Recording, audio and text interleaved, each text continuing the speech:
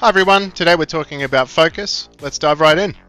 Many years back, I'd been struggling to stay on task, and that's not to say I wasn't necessarily productive, but rather that I could feel that I wasn't as focused as I could be, that I could achieve more.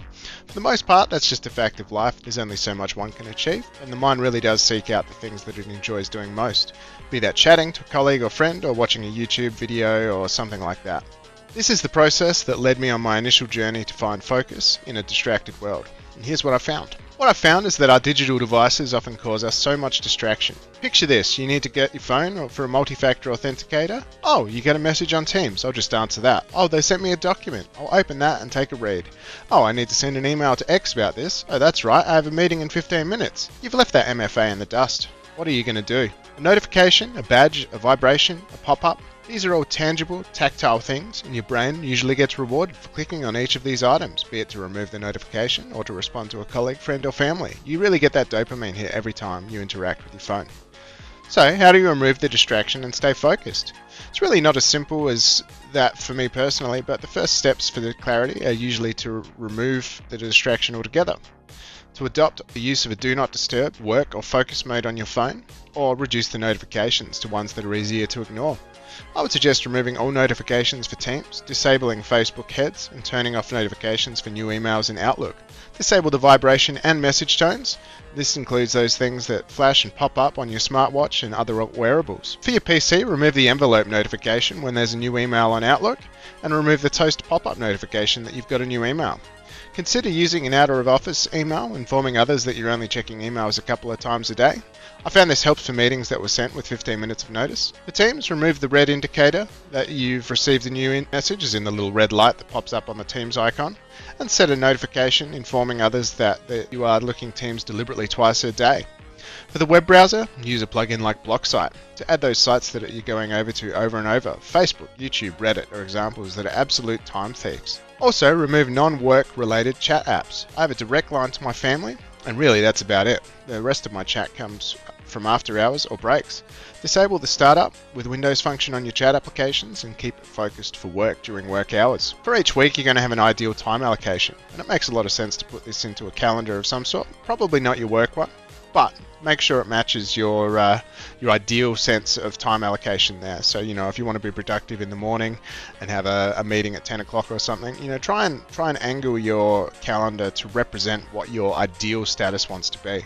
And then just try and make your appointments and other time allocations, your time boxing, into that kind of spatial area. Once you've done that time boxing, you'll find yourself more likely to stick to those things. But that doesn't mean you can't roll with the punches a little bit. If you've got more meetings than normal, then an ideal setup does help with trying to contain it to those areas, but you've also got the ability to chop and change as required. Each day, what I do is I make note of my meetings into a note-taking app like Obsidian. I use a calendar plugin that lets me know when I've got meetings, and I appropriately time box and use something tangible like Pomodoro timers to make sure that I'm focusing in 25-minute intervals with 5-minute breaks in between. It's really important to take those breaks. Taking breaks is not only a good reset for the mind, but it's imperative to be able to maintain your focus. And this is where the Pomodoro timer concept comes in. The Pomodoro is sort of a 25-minute timer, which is usually about the limit of human ability to stay focused on a single target. And that 5-minute time frame is usually for you to go and check your Teams messages, check your Outlook emails, just really reset on what's going on, or even just go and grab a coffee or go to the bathroom. All of these things are important. There's also a browser plugin called Momentum Dash, which serves great for to-do lists and reminders that you're meant to be doing something productive. When you open a new browser tab, it defaults to this Momentum dashboard, which says, "Hey Matt, you were doing this." And it's really great for keeping you on track as a gentle reminder that you were working on something important. Now, music is one of those things becoming more and more common with these open plan offices, and headphones are a key herald of that. The best thing that has ever happened to me was a set of noise-cancelling headphones that drowned out the noise of those around me. While this is a net gain in focus, the music you choose to can serve as its own distraction. Hitting Living on a Prayer or something with really catchy lyrics that makes you want to sing it out in the middle of the office space is probably not appropriate. But lyrics stimulate the vocal centers in your brain, which takes your attention away and prevents you from being fully pulled into the work you're doing and more likely to be fully pulled into the lyrics that you're listening to. I've certainly noticed that my typing speed dramatically decreases during my favorite songs, in addition to a lull in my focus afterwards as I try to recenter myself back on the task at hand. I have found some success with the lo-fi hip-hop radio and synthwave radio. I've also found a lot of success with video game soundtracks like Doom, Doom Eternal and Cyberpunk. These games have a high level of focus required to be able to achieve or beat the challenges in the game, and so these are like cheat codes to getting me back into my flow state. Now with Pomodoro timers, it's important again to reiterate that breaks are really important, but after every 2 to 3 Pomodoro sessions you should take a longer break just to make sure that you're able to stay focused overall. However, if you are hitting a flow state, absolutely don't break that rhythm. You're making magic happen. So with that said, taking a step away from your computer, grabbing a drink or water is important, and hydration is super important for focus. Maybe take a minute to watch a video on your phone, have a chat to someone, or meditate using an app like Smiling Mind.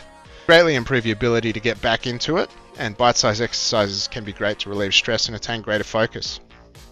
So hopefully with these actionable steps and breaking the habits associated with them, you can achieve a superpower in your focus that will have you able to find passion in your work and make greater output with lesser time frames.